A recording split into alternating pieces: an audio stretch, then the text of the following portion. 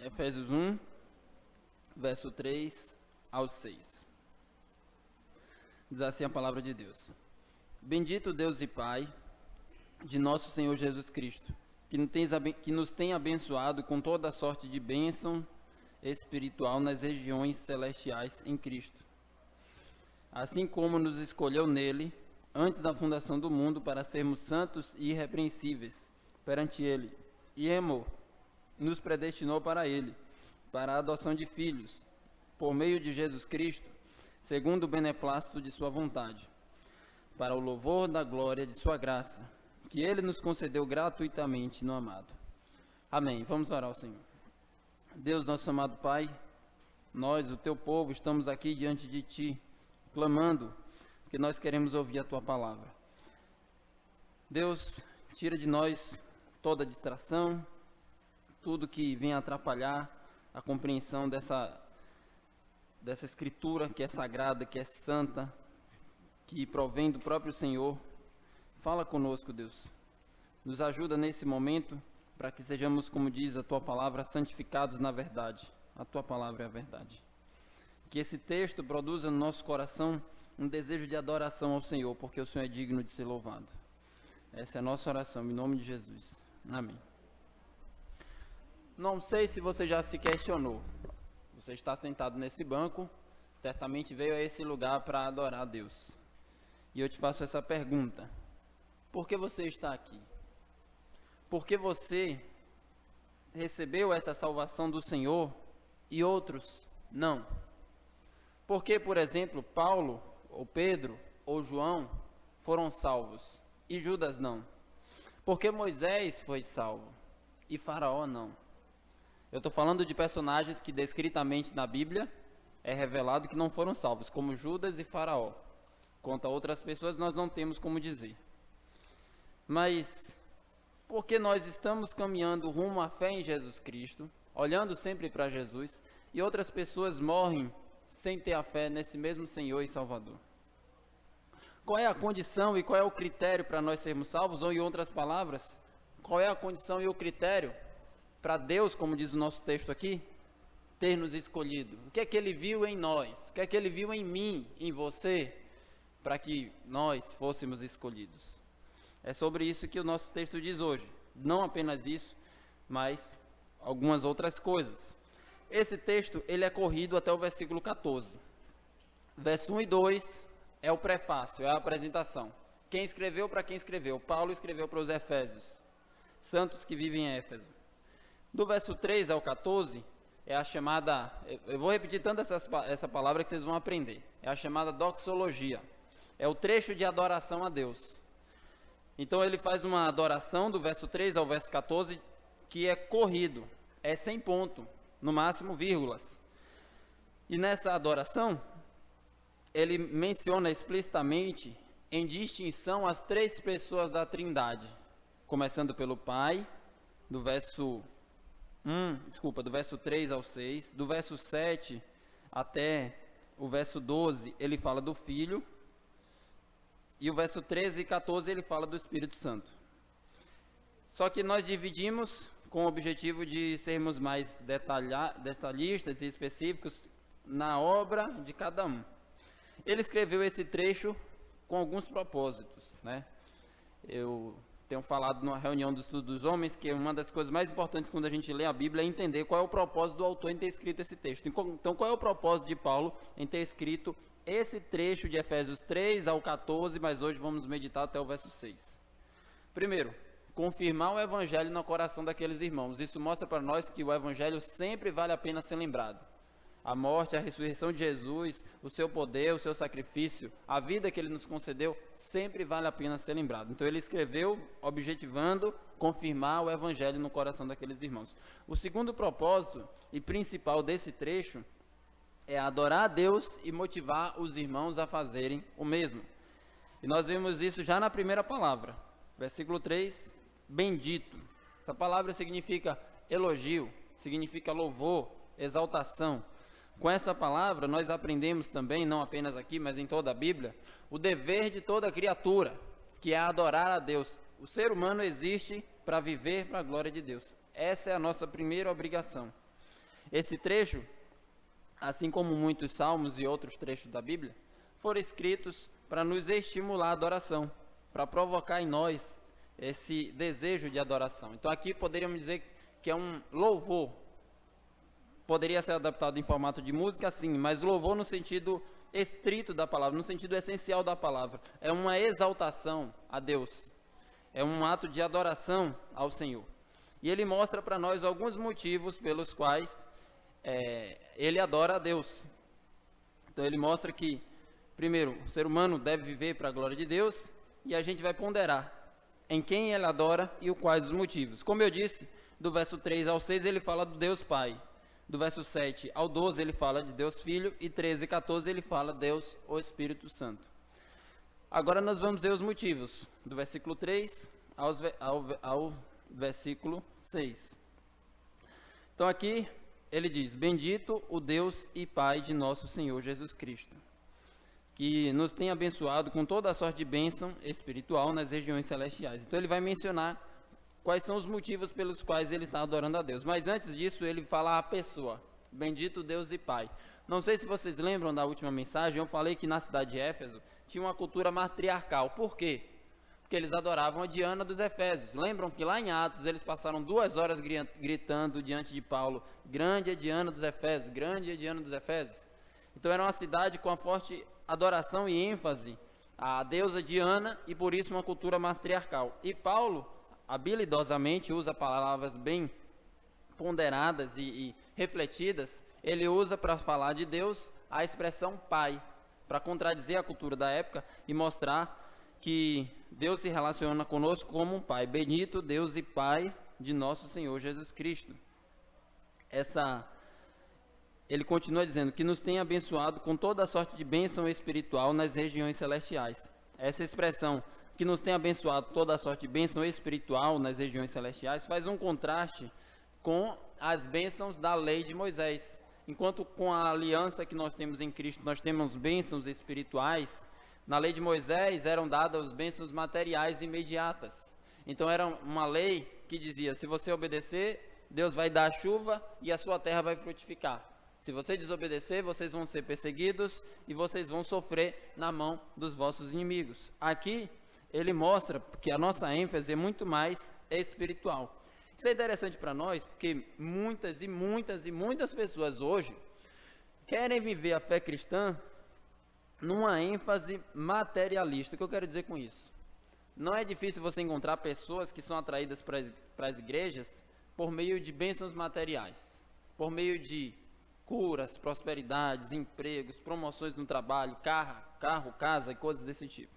Aqui, o primeiro ato de adoração que ele faz a Deus é em relação à bênção espiritual, mostrando que, para nós, tem muito mais valor as perspectivas e os presentes eternos que Deus nos concede. Com isso, de forma alguma, estamos desprezando tudo que nós temos materialmente. Afinal, nós estamos vestidos, temos alimento, temos onde morar, temos tido muitas coisas que Deus tem nos dado, e somos gratos a Deus por isso. Mas, em primeiro lugar, ele coloca bênçãos espirituais. Então, qual motivo de gratidão você pode colocar diante do Senhor? Em primeiro lugar, pela sua salvação, essa grandiosa bênção espiritual, e é o que ele descreve aqui: bendito Deus e Pai de nosso Senhor Jesus Cristo, que nos tem abençoado com toda a sorte de bênção espiritual nas regiões celestiais.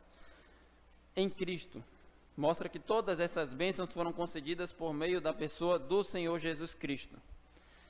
E ele vai descrever quais são essas bênçãos, para a gente não ficar tentando imaginar por meio de abstração quais são as bênçãos que eu recebi nas regiões celestiais. Ele descreve aqui, versículo 4. Assim como nos escolheu nele, primeira bênção, Deus nos escolheu. Segunda bênção, versículo 5, nos predestinou para ele. E também no versículo 5, nos adotou para a adoção de filhos. Aqui nós temos pelo menos três bênçãos mencionadas, e ainda há no restante do trecho outras bênçãos que são mencionadas por meio do Filho, por meio do Espírito Santo. Então, essas bênçãos que estão mencionadas no versículo 3 são descritas no versículo 4, 5 e 6. Deus nos escolheu, Deus nos predestinou e Deus nos adotou. Então nós vamos começando no versículo 4. Assim como nos escolheu nele, antes da fundação do mundo, para sermos santos e irrepreensíveis perante ele em amor. Essa é a primeira bênção. E por que a primeira bênção? Faz todo sentido, porque a partir da eleição de Deus, quando vocês me ouvirem falar a palavra eleição, significa o ato de Deus escolher. Então, a partir desse ato que Deus nos escolheu, como diz o texto, todas as bênçãos decorrem. Por que você recebe a adoção de filho? Você não era filho e passou a ser. Por que você foi predestinado? Tudo isso, inclusive o que ele fala posteriormente, a redenção, a remissão dos pecados, o selo do Espírito Santo, tudo isso é somente porque Deus nos escolheu. É o critério que Deus usou. Deus nos escolheu nele. Deixe-me dizer que a primeira vez que eu ouvi esse ensino, que Deus nos escolheu, Deus nos predestinou, eu na hora deixei de ouvir o pregador. Era um pregador que eu gostava muito, eu parei de ouvir e falei, não, isso aqui não serve para mim não, isso aqui vai contrário ao que a Bíblia ensina. O problema foi quando eu li em Efésios capítulo 1, nós temos falado na escola bíblica dominical sobre o fato da Bíblia ser a palavra de Deus e não conter erro nenhum. Quando eu li Efésios 1, eu li assim como nos escolheu nele antes da fundação do mundo para sermos santos e irrepreensíveis perante ele em amor e nos predestinou para ele, para a adoção de filho por meio de Jesus Cristo, segundo o beneplácito da sua vontade. Quando eu li isso, eu me vi diante de um seguinte questionamento. E agora? Eu não queria acreditar nisso, mas está escrito aqui, o que é que eu faço? A dúvida era, eu tinha uma concepção que Deus não poderia ter me predestinado, nem me escolhido, mas aqui está o texto, que é a palavra de Deus, dizendo que ele fez isso. Como é que eu lido com esse dilema? E não apenas uma vez, muitas vezes em minha vida, Deus usou a sua palavra para me confrontar, e eu tive que abrir mão dos meus pensamentos, dos meus conceitos, das minhas atitudes. E isso, meus irmãos, não é algo incomum na vida do crente. Na verdade, a vida do cristão é continuamente assim, abrindo mão dos nossos pensamentos, atitudes, sentimentos, e abraçando os conceitos da palavra de Deus. Ou na terminologia bíblica, Romanos capítulo 12, sede transformados pela renovação da vossa mente. Então nós somos transformados quando a gente aprende a palavra de Deus, e ainda que contrariados, a gente se submete a ela, dizendo, não sei, não tenho respostas, mas eu me submeto por meio da fé. É assim que a gente deve caminhar. O texto diz, nos escolheu antes da fundação do mundo. Deixe-me abrir com vocês alguns versículos só para mostrar que não é um texto isolado, não é um ensino fora de contexto. Isso está em toda a Bíblia, começando com Mateus capítulo 22, verso 14. Pode deixar a Bíblia marcada em Efésios. Vamos lá para Mateus 22, verso 14.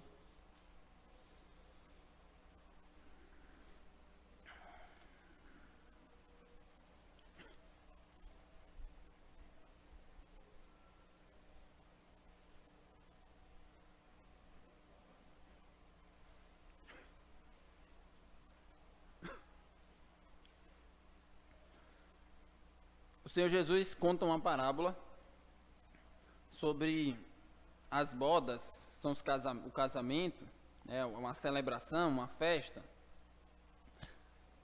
de um homem muito importante, que convida muitas pessoas, alguns não vêm, ele convida outros, chegam nessa festa, ele percebe que há algumas pessoas que não deveriam estar lá.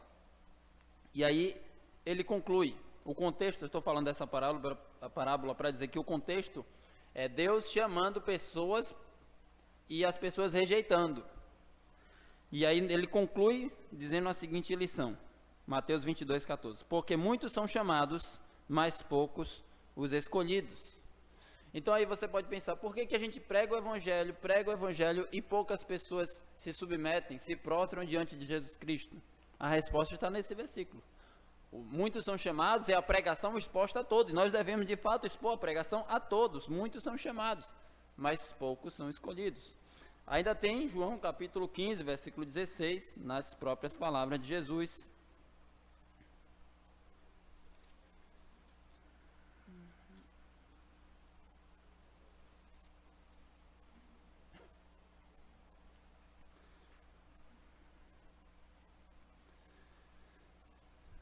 João 15, 16. Não foste vós que me escolhestes a mim, pelo contrário, eu vos escolhi a vós outros.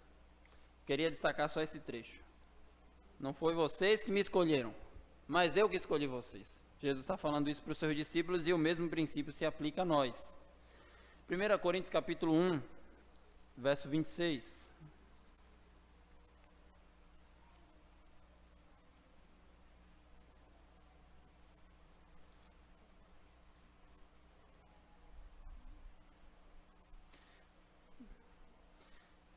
Então, quando eu mencionei há pouco o questionamento, qual foi o critério ou por que Deus nos escolheu, nós vimos um pouco da resposta, um pouco do vislumbre aqui nesse texto, mas nós não temos a resposta completa. Você pode dizer, não, é porque Deus escolheu os melhores, será? Deus escolheu os bons, será? Deus escolheu aqueles que ele viu que iria ser uma pessoa de fé, será que é isso mesmo? 1 Coríntios capítulo 1, verso 26. Então imagina o seguinte, não sei se vocês já viram, né, essa experiência. Os homens com certeza já, as mulheres talvez já tenham visto isso. Uma partida de futebol, divide o time em par ou ímpar. Agora você escolhe fulano. Você começa escolhendo quem? Os melhores. Como é que Deus fez o seu time? Vamos ver aqui. 1 Coríntios 1, 26. Irmãos, reparai, pois, na vossa vocação, visto que não foram chamados muitos sábios segundo a carne, nem muitos poderosos, nem muitos de nobre nascimento. Pelo contrário, Deus escolheu as coisas loucas do mundo para envergonhar os sábios. Escolheu as coisas fracas para envergonhar as fortes. E escolheu as coisas humildes do mundo e as desprezadas e aquelas que não são, para reduzir a nada as que são, a fim de que ninguém se vanglorie na presença de Deus. Deus escolheu os fracos, os humildes, as coisas loucas, para envergonhar os que se acham.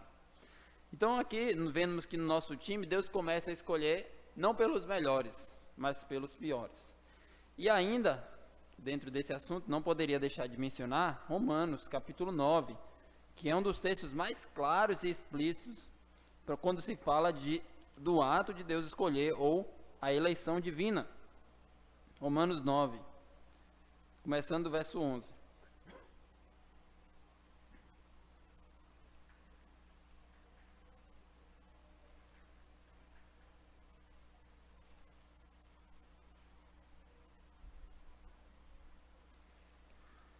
Romanos 9, verso 11. Então você imagina, bom, essa pessoa foi salva porque ela estava dentro de um contexto. Muitas pessoas tentam explicar tudo a partir do contexto sociocultural, social, etc. Ela nasceu numa época, estava dentro de uma família, dentro de um contexto, certo? E se você pegar duas pessoas que nasceram exatamente na mesma época, na mesma família, que é um exemplo, gêmeos, Jacó e Esaú. Romanos capítulo 9, versículo 11. E ainda não eram os gêmeos nascidos, nem tinham praticado bem ou mal, para que o propósito de Deus quanto à eleição prevalecesse, não por obras, mas por aquele que chama. Então, Paulo está construindo seu argumento dizendo assim, Deus escolheu as pessoas, mas eu vou dar um exemplo aqui. Olha para Jacó e Esaú. Eles não tinham nem nascido, nem praticado nem bem ou mal. E Deus escolheu, não por obras, mas para que o propósito de Deus quanto à eleição prevalecesse. Versículo 12. Já fora dito a ela, o mais velho será servo do mais moço, como está escrito, amei Jacó, porém aborreci de Esaú. Que diremos, pois? A pergunta que todo mundo faz, Paulo também respondeu a essa objeção. Você deve estar se perguntando, bom, se Deus escolhe quem vai ser salvo, qual é a pergunta comum? Então, há injustiça da parte de Deus? Deus é injusto? Vamos ver. Versículo 14. Que diremos, pois? Há injustiça da parte de Deus? Resposta: de modo nenhum. E aqui essa expressão é um dos nãos mais enfáticos da língua grega. Está dizendo de modo nenhum, essa ideia é absurda, de jeito nenhum, nem pense nisso. Essa ideia de Deus ser injusto, nunca, jamais. E ele continua seu argumento, versículo 15. Pois ele diz a Moisés, terei misericórdia de quem me aprouver ter misericórdia, e me compadecer-me-ei de quem me aprouver ter compaixão. Então Deus tem misericórdia de quem? De quem Ele quer. Assim, pois, não depende de quem quer ou de quem corre, mas de Deus usar a sua misericórdia. E ele continua seu argumento, sua discussão, Mas esses textos já foram suficientes para nós percebermos que Deus escolhe, e é algo que tira totalmente de nós esse desejo de sermos os protagonistas da nossa salvação. E aí a gente volta lá para Efésios, capítulo 1, versículo 4. Assim como nos escolheu nele, antes da fundação do mundo. Pergunta para vocês, para ver quem está atento. Quando foi que Deus nos escolheu? Antes da fundação do mundo. Isso significa, essa expressão antes da fundação do mundo, significa antes dos tempos eternos. Ou, em outras palavras, antes de tudo ter sido criado, quando não existia nada, somente o próprio Deus. Deus nos escolheu não baseado nos nossos méritos ou no que a gente pode fazer. Mas aí tem algumas pessoas que dizem, então, Deus nos escolheu, mas Ele escolheu porque Ele previu quem vai ter fé. É o que algumas pessoas falam. Só que isso não está na Bíblia e não é de acordo com o ensino que Paulo coloca aqui. Vou trazer alguns motivos. Primeiro, Deus concede a fé. Deus concede a fé. Hebreus diz, Jesus é o autor e consumador da fé. Efésios capítulo 2 diz que isto não vem de vós, é dom de Deus, falando sobre a graça, sobre a fé, de todo o processo da salvação. E a gente pode lembrar do homem que olhou para Jesus chorando e disse, Senhor, aumenta a minha fé. Então Jesus é o próprio Deus que concede a fé. Como é que Deus previu o que Ele mesmo daria? Segundo, algumas pessoas dizem, bom, Deus escolheu porque Ele previu quem vai ter fé.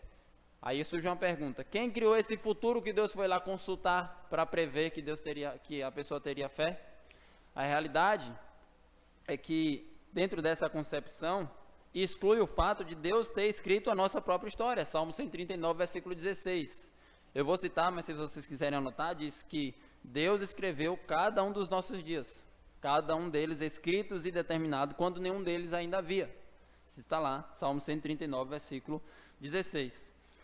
Então, quando as pessoas buscam dizer que Deus escolheu porque previu que teríamos fé, basicamente estão buscando mérito na escolha divina. Então, lemos lá em Romanos 9, não fizeram bem ou mal, não depende de algo que Deus previu você. E ele diz aqui que o critério é segundo o seu próprio beneplácito da sua vontade, ou em outras palavras, o que é que isso significa, né? Versículo 5 diz, nos predestinou para Ele, para a adoção de filhos, por meio de Cristo Jesus, segundo o beneplácito de sua vontade. Significa que Deus escolheu com base em critérios que Ele reservou para si.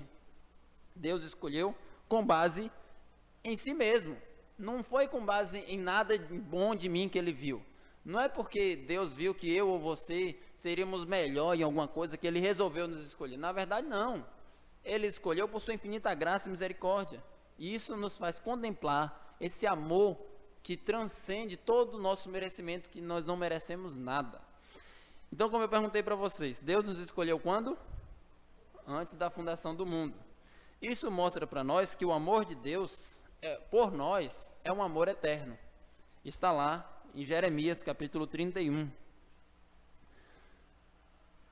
Não sei se você já parou para meditar e para refletir nesse ensino da palavra de Deus. Quando foi que Deus começou a te amar?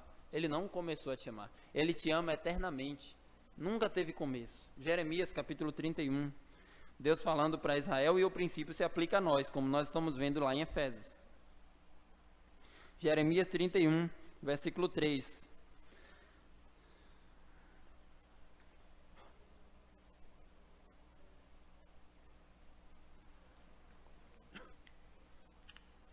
De longe se me deixou ver o Senhor, dizendo, com amor eterno eu te amei. Por isso, com benignidade eu te atraí. Deus nos ama com amor eterno. E esse amor eterno transcende, vai além de qualquer coisa que a gente possa merecer. É um amor que vem muito antes de nós. Antes de nossa existência, Ele já nos ama. Ele, desde toda a eternidade, planejou nos amar. E nos ama por isso. E isso é algo maravilhoso que nós vemos aqui. Esse amor de Deus vai para além de nossa vai para além de nossa compreensão. E a gente deve viver maravilhado com essa verdade. Como eu disse, o propósito do texto é nos motivar à adoração. Quando a gente percebe, irmãos, que Deus nos ama muito além de qualquer merecimento que nós podemos ter, de algo que a gente tenha feito, nossa tentação é pensar que quando a gente faz uma boa caminhada com Jesus, Ele nos ama mais. Quando a gente tropeça, Ele nos ama menos. Mas não é assim, Ele não começou a nos amar por nada que tenhamos feito. Desde toda a eternidade Ele já nos ama. Isso mostra o quão maravilhoso é o nosso Deus. Não foi baseado em nada em mim, nem em você. E aí volto para a pergunta, e eu quero que essa pergunta ecoe durante toda essa mensagem e durante toda a nossa vida. Por que eu? Por que você? Por que Deus nos escolheu? E nós vemos aqui, não foi por nada em mim, nem em você. Não é porque nós somos bons, mas é porque Ele resolveu nos amar. Quando Ele fala isso, em outras palavras, para o povo de Israel, Ele está dizendo assim, lá Israel, por meio de Moisés, vocês vão entrar na terra prometida. Quando vocês entrarem, não digam que vocês são melhores, que vocês estão aí porque vocês são mais numerosos, mais fortes, vocês são melhores do que os outros povos. Nada disso. É porque eu escolhi vos amar. O critério de Deus nos amar está nele mesmo. Isso é algo muito maravilhoso. Apesar das minhas falhas, das suas, dos nossos tropeços, dos nossos pecados, Deus nos ama. Essa é a maravilhosa mensagem do Evangelho. Você pode dizer, eu não mereço o amor de Deus. Pois eu te garanto, ninguém aqui merece. Ninguém aqui merece. Mas ainda assim, isso nos deve trazer um brilho nos olhos, por esse grande amor que vai para além de qualquer culpa que nós temos. E voltamos lá para Efésios capítulo 1, ele diz, nos escolheu nele, antes da fundação do mundo, para sermos santos e irrepreensíveis perante ele em amor. Tem pessoas que dizem assim, bom, se Deus já nos escolheu, a gente pode viver de qualquer modo, que no final Ele vai nos salvar. Negativo. Esqueça isso. Ou nas palavras de Paulo, de maneira nenhuma. Aqui diz que Ele nos escolheu para sermos santos e irrepreensíveis. Como você sabe, uma evidência que alguém pode ser um escolhido de Deus? Essa pessoa é santa. Essa pessoa mostra a pureza de Deus, mostra o caráter de Deus. E a gente não vê isso não apenas aqui, mas também em 2 Tessalonicenses, capítulo 2, verso 13.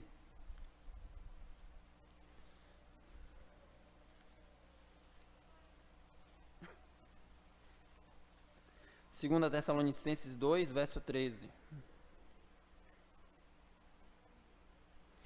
Entretanto, devemos sempre dar graças a Deus por vós, irmãos amados, pelo Senhor, porque Deus vos escolheu desde o princípio para a salvação, pela santificação do Espírito e fé na verdade. Aqui a gente vê a mesma coisa em outras palavras. Deus nos escolheu quando? Desde o princípio, para a salvação, pela santificação. Pela santificação é o meio.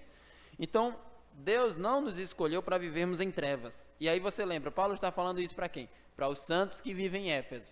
E os santos que vivem em Éfeso são aqueles santos que praticavam artes mágicas e queimaram seus livros publicamente, demonstrando seu arrependimento pelos pecados e conversão ao Senhor Jesus Cristo. Os santos que vivem em Éfeso, muitos eram idólatras de Diana.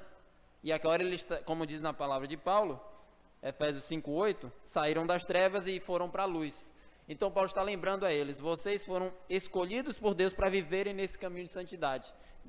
Com essas palavras, Paulo está encorajando eles a essa verdade, a caminhar em santidade. Por que nós devemos caminhar em santidade? Porque Deus nos escolheu para isso. Esse é o propósito, que a gente viva em santidade. E ele diz, em amor, mostrando que nós fomos escolhidos em amor. Perante Ele, essa expressão também é importante, perante Ele, a nossa santidade não é para ser exposta diante dos homens, mas é para ser exposta diante de Deus. Tudo que somos, pensamos, falamos, fazemos, devemos ter em mente agradar o Senhor. Não porque os outros vão ver, ou o pessoal da igreja, ou a vizinhança, ou o pessoal da família, ou quem quer que seja, mas Jesus vai ver, isso que nos importa. Por que você faz dessa maneira? Ou até mesmo as coisas internas que ninguém vê, seus pensamentos, seus sentimentos, aquilo que está no íntimo do seu coração. Por que você procede com esses sentimentos, com esses pensamentos? Você deve ter sempre em mente perante Ele. Perante Ele é uma expressão que nos chama a essa contemplação, que toda a nossa vida é um palco perante Ele. Pensa um teatro, um palco. Então imagina que estamos apresentando uma peça aqui e tem um auditório. Então a sua vida é apresentada perante um auditório de uma pessoa, Deus. Tudo é perante Ele, você está tudo apresentando para Ele. E toda a sua vida você vive para que Ele se agrade do que você está apresentando. Então essa é a ideia de você viver em santidade perante Ele, apresentando a Deus uma santidade que agrada ao Senhor, sendo Ele mesmo nosso padrão de santidade. E eu gosto sempre de repetir e enfatizar isso. Sede santo porque eu sou santo, 1 Pedro 1,16. Nosso padrão de santidade é o Senhor, vivendo perante Ele, expondo diante de Deus tudo que somos. Ou nas palavras de Hebreus, né? Diante dele, todos nós estamos completamente expostos. Não há como esconder nada. Então nós fomos eleitos, escolhidos. E Efésios capítulo 1, verso 5 diz: nos predestinou para Ele. Qual é a diferença de escolher e predestinar? Não é a mesma coisa? Não. O ato de Deus nos escolher significa que Ele nos separou desde toda a eternidade para sermos salvos. O ato de Deus predestinar é o ato de Deus escrever a nossa história, tornar fixo aquilo que nós viveremos. Então ele diz, nos predestinou para Ele, para a adoção de filhos, por meio de Jesus Cristo, segundo o beneplácito da sua vontade. Então nós fomos predestinados, ou seja, Deus antes da fundação do mundo tornou fixo a nossa história, para que sejamos filhos de Deus. É o que ele está ensinando aqui. Mais uma vez, algumas pessoas podem questionar, mas qual critério Deus usou? Será que não foi algo que ele viu em mim? Olha quando ele diz de novo isso em Efésios 1, verso 11.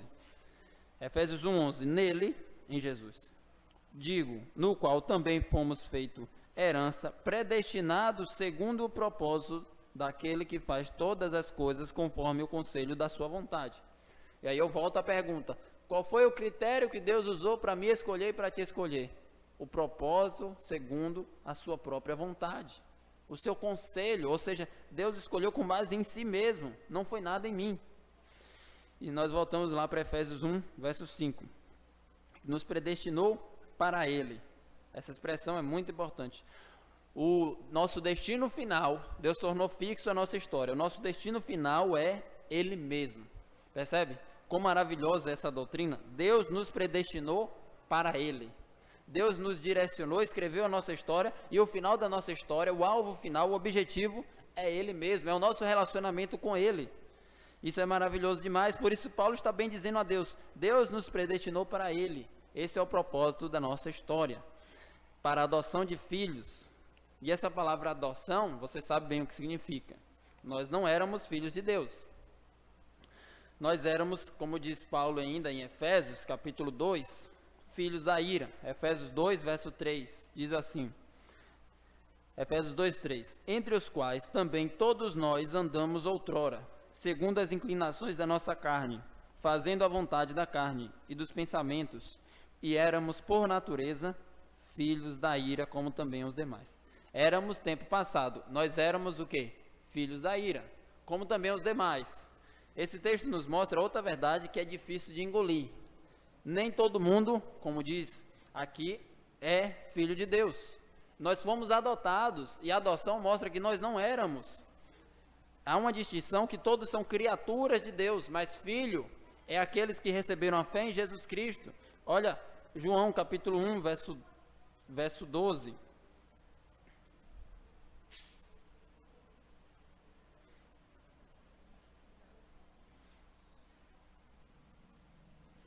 João 1, verso 12.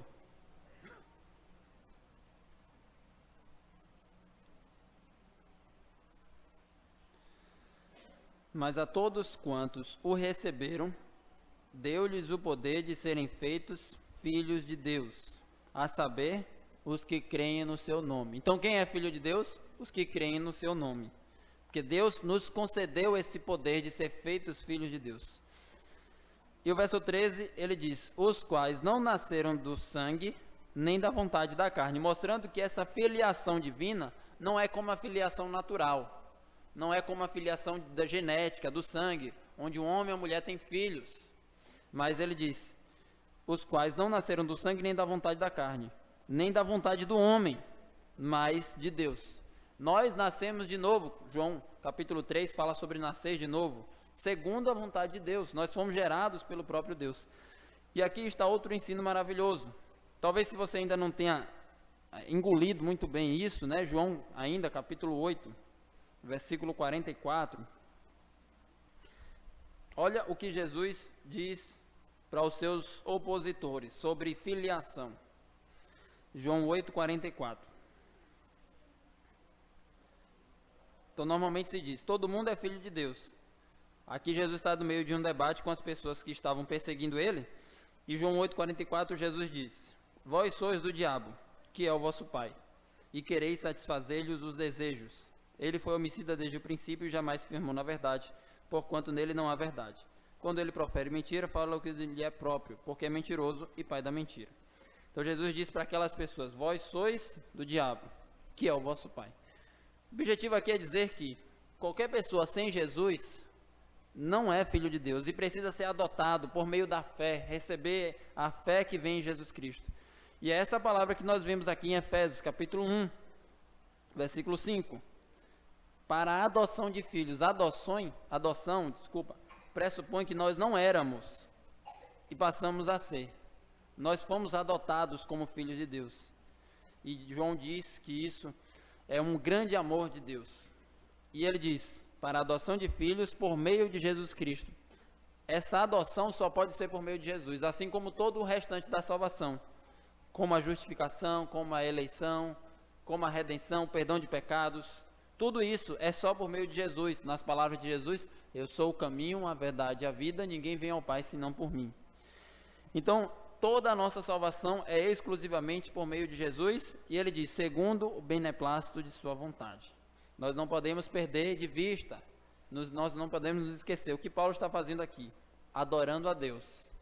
Estou falando isso porque são assuntos que às vezes as pessoas não ouvem e acabam não entendendo muito bem, e acabam gerando assuntos de discussões, mas o foco de Paulo aqui é a adoração, não é o debate, não é a discussão.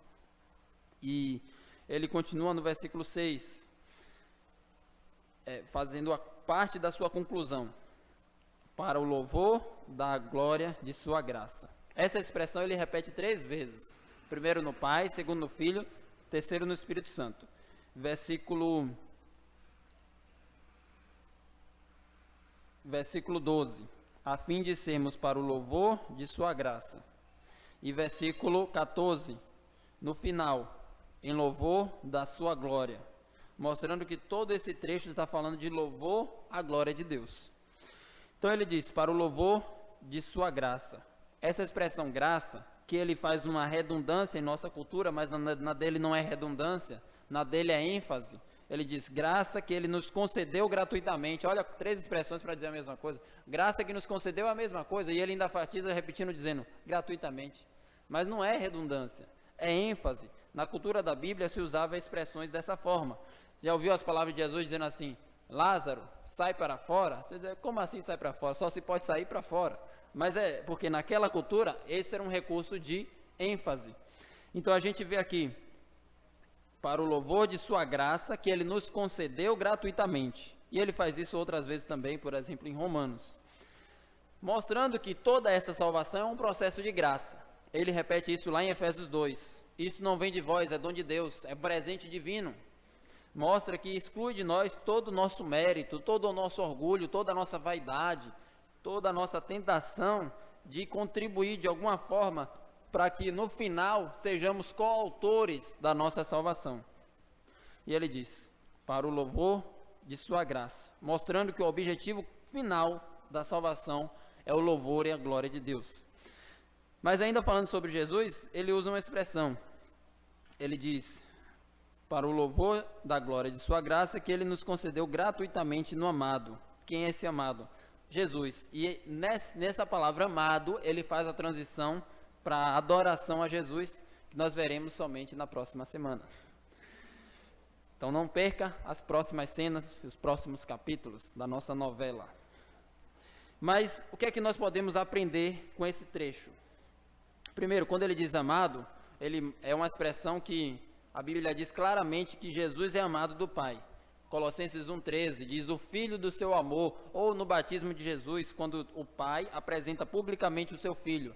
O que é que o Pai diz? Este é meu Filho em quem me comprazo. Jesus é o amado de Deus, sendo ele o amado de Deus, deve ser o nosso amado também. Vamos então extrair algumas aplicações. Primeiro, eu queria direcionar uma aplicação desse texto para alguém aqui que ainda não conheça o Senhor Jesus Cristo, não tenha esse amor por Ele, não tenha, como disse nas palavras de Efésios, saído das trevas para a luz. Você pode se questionar, bom, se Deus escolheu, então não resta mais nada para mim, como eu vou saber se eu sou escolhido ou não? Nós vimos nesse texto que você precisa nascer de novo, você precisa se arrepender dos seus pecados, você precisa depositar fé e esperança no Senhor Jesus Cristo. Uma evidência que alguém foi escolhido é porque com a sua boca confessa e com o coração crê que Jesus Cristo é o Senhor para a glória de Deus Pai. Então esse texto é uma apresentação do Evangelho e se aplica a quem ainda não conhece o Evangelho. E você tem que entender essa realidade. Essa mensagem para você é um convite, dizendo, você ainda não é filho e Deus te chama nesse momento a se tornar filho. Como? Por meio da fé, depositando a sua esperança no Senhor Jesus Cristo. Faça isso, porque como eu disse, é de graça. Talvez você possa pensar, bom, mas eu não mereço essa salvação. Eu sou um pecador, eu cometi diversos pecados, e com certeza isso aí são para os santos. É como eu disse, é o que Paulo está falando. Essa salvação é de graça, porque ninguém aqui merece. E se você diz eu não mereço, bom, é para você mesmo. É para você mesmo, porque ninguém aqui merece. E é a salvação que Deus oferece. Falamos sobre o amor de Deus. Quando foi que começou esse amor? Antes da fundação do mundo. Não foi com base em nada que nós fizemos. Ele nos escolheu.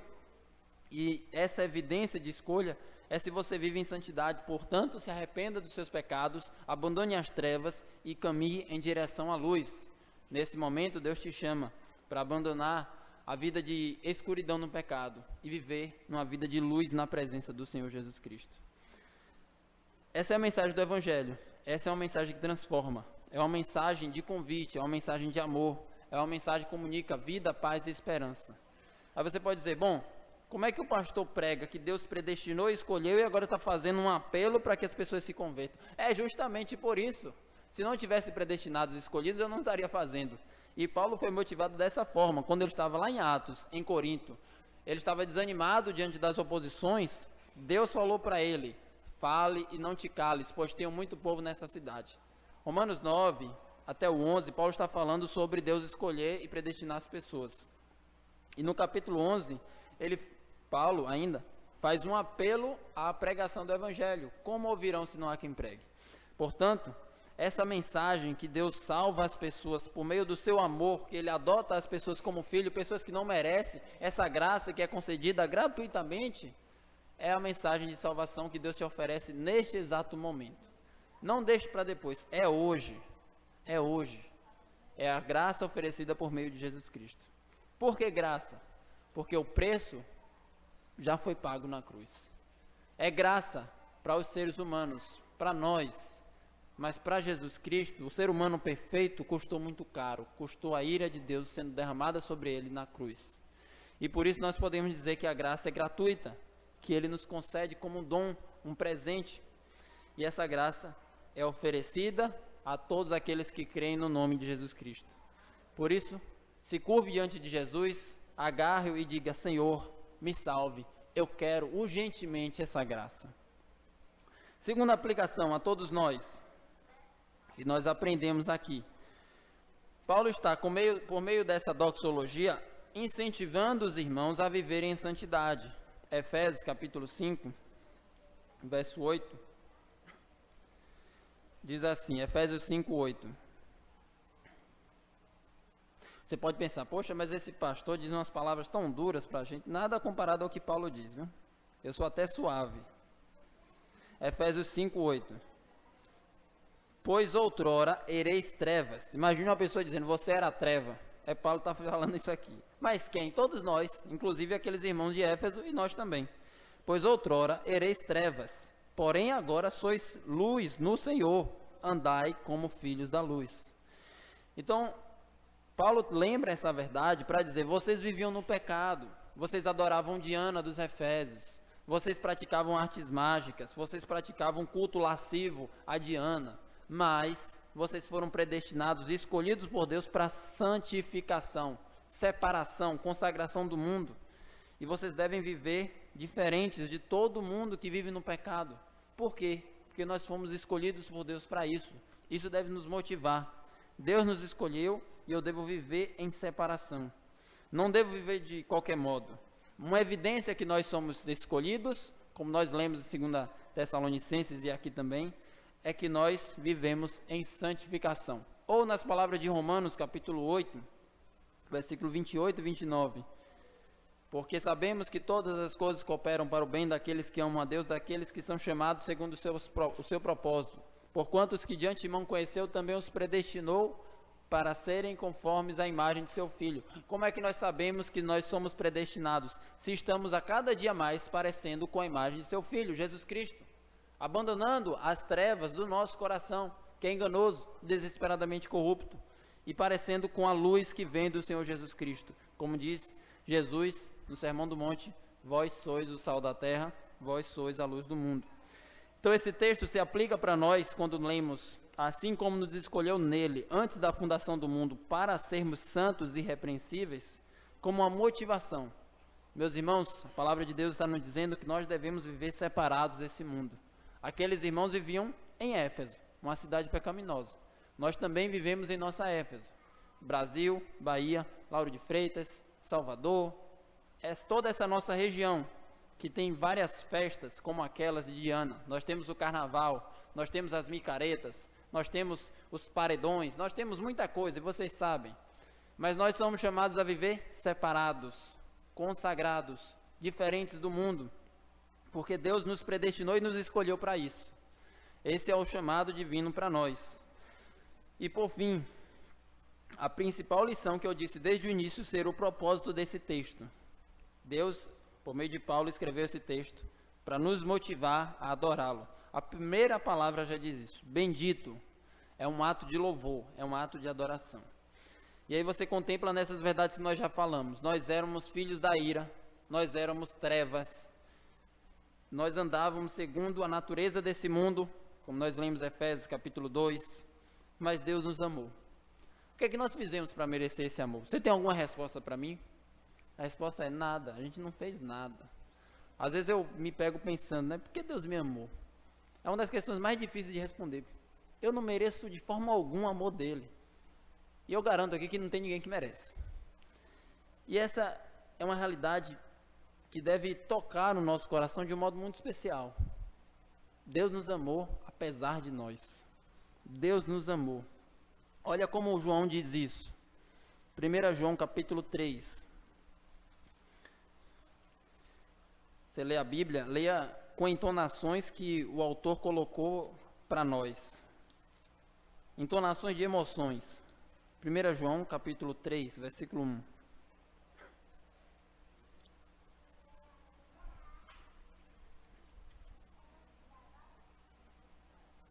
Diz assim. Eu vou ler sem entonação e depois com a devida entonação só para vocês perceberem a diferença. Vede que grande amor nos tem concedido o Pai, a ponto de sermos chamados filhos de Deus. De fato, somos filhos de Deus. Por essa razão, o mundo não nos conhece, porquanto não conheceu a Ele mesmo. Essa é a leitura que nós não devemos fazer. A leitura que nós devemos fazer com a devida entonação que o texto nos traz, a emoção é: vede que grande amor nos tem concedido o Pai, a ponto de sermos chamados filhos de Deus. Percebe o fôlego de João? Está dizendo, olha que coisa maravilhosa, ele nos chama de filho de Deus, que amor grande. Ele está ali estupefado, ele está sem fôlego, dizendo, que amor é esse? Nós não merecemos, éramos filhos da ira, éramos trevas, mas Deus nos amou, Deus nos adotou, Deus nos chamou a participar da sua família. Pensa no sentimento de uma criança adotiva, uma criança que cresceu no orfanato, está lá sem seus pais e de repente uma família a acolhe e diz, você agora é meu filho e eu vou te dar tudo conforme os meus filhos. Eu vou cuidar de você, eu vou te alimentar. É isso que Deus faz conosco. Nós não éramos filhos, éramos filhos da ira, mas Ele nos chamou e a gente deve dizer, que grande amor, que grande amor. É um ato de adoração, dizer obrigado, Senhor, porque eu posso ser chamado filho por causa da sua imensa graça e da sua misericórdia. E surge então a outra questão que está aqui no nosso texto, e eu volto para o início da nossa mensagem. Porque Pedro, e não Judas? Por que Moisés e não Faraó? E a gente pode pensar, por que eu? E não outros que morreram sem Cristo? Por quê? Nada em mim, não a nós, Senhor, não a nós, mas ao teu nome da glória, nada em mim nem em você. Você não tem nada de bom, nem eu. E muitos encaram esse ensino da palavra como um assunto de discussão, de debate. Eu estou falando isso porque eu conheço muita discussão sobre esse assunto. Mas na Bíblia não é um assunto de discussão. Na Bíblia é um assunto de adoração. Quando nós olhamos esse texto que diz que Deus nos escolheu e nos predestinou, devemos nos prostrar e dizer, Senhor, muito obrigado, bendito Deus e Pai que nos escolheu. Porque se Ele não tivesse nos escolhido, nós jamais o teríamos escolhido. A inclinação da carne é inimizade contra Deus. E nós devemos meditar nisso pensando, graças a Deus porque Ele nos escolheu. Graças a Deus, e é esse o motivo porque nós estamos aqui sentados nesse banco, vimos domingo após domingo para esse lugar adorar o Senhor. Por quê? Porque Ele nos escolheu. Se Ele não tivesse nos escolhido, nós jamais teríamos dado passos na sua direção. Antes da fundação do mundo, mostra que o ato dele por nós foi antes de qualquer coisa que nós fizéssemos por Ele. Graças a Deus por essa eleição, nós não somos merecedores. Que Deus seja louvado. Paulo meditou nessas verdades em Romanos, capítulo 9, 10 e 11. Ele está ali falando sobre o Evangelho, Romanos 1 ao 11. Do 12 em diante, ele vai falar sobre as aplicações do Evangelho. No capítulo 9, 10 e 11, ele está falando sobre a eleição de Deus. É um assunto difícil, especialmente para Paulo. Mas ele finaliza esse assunto da melhor maneira possível, naquele que eu acredito ser um dos principais trechos da Bíblia, e um dos meus preferidos. Vamos ler Romanos, capítulo 11, versículo 33, e eu quero finalizar essa mensagem com as palavras de Paulo. E aí você lembra da leitura com a entonação e emoção do texto, né? Temos que ler com a devida emoção.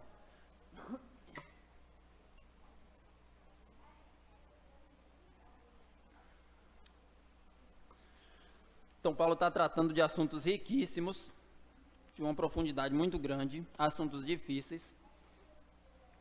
E é como se ele fizesse uma pausa para concluir esse assunto e fazer a transição para o próximo, que é a aplicação prática do Evangelho em nossa vida. Mas ele não consegue conter tantas informações e ele explode. Então imagina o que é uma explosão. Explosão é quando tem muita coisa dentro querendo ir para fora. Seja gás, algo inflamado, pólvora. Então a explosão é quando tem muita coisa dentro que não se contém e explode. Aqui Paulo está encharcado do Evangelho dentro de si e explode em adoração. E aí nós vamos ler com a devida entonação, que diz: ó profundidade da riqueza, tanto da sabedoria como do conhecimento de Deus. Quão insondáveis são os seus juízos, e quão inescrutáveis são os seus caminhos. Quem, pois, conheceu a mente do Senhor? Ou quem foi seu conselheiro? Quem primeiro deu a ele para que lhe venha a ser restituído? Porque dele, por meio dele e para ele são todas as coisas. A ele, pois, a glória eternamente. Amém. Essa deve ser a nossa reação, a adoração ao Senhor. Nessa mensagem de hoje, nós vimos o plano de Deus para nós, o plano eterno. Quando foi que Deus nos escolheu? Antes da fundação do mundo. Quando foi que Deus começou a nos amar? Não começou, é desde toda a eternidade, antes da fundação do mundo. Então nós vemos que o plano de Deus para nós é um plano perfeito. O plano de Deus para nós é Jesus Cristo.